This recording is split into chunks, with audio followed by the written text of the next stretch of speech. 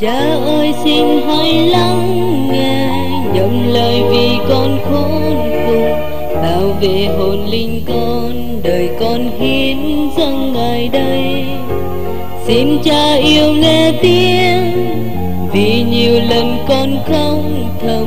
và dòng lệ tuôn rơi ngập trong đôi mắt nguyện cầu. Giúp con theo ngài và cho con gần đến Chúa, khiến tâm linh con được trắng trong lúa. Hễ tâm linh này thờ tôn chiêm ngưỡng đấng cha yêu thương, vua chúa tế oai quyền. Hãy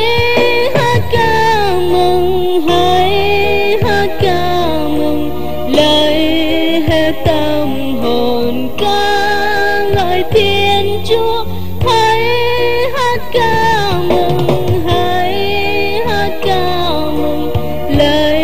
hết tâm thần tôn thờ ngài.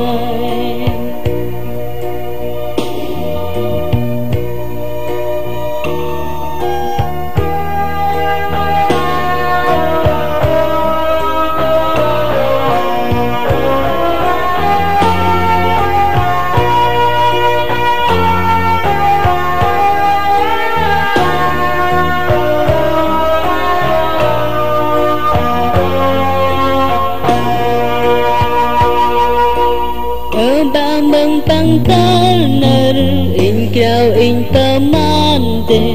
bay bangol in âu in giao á câu cờ in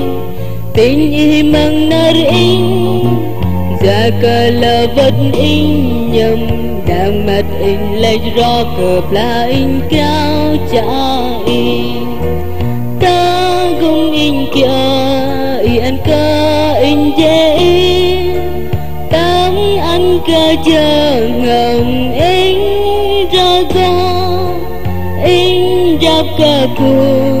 cơ ba tang la mem mơ nát tơ ta mơ sẽ tơ gần anh hari chán hiếu cho nàng hằng đi chờ ngầm có cuộc ra sáng anh hari chán hiếu cho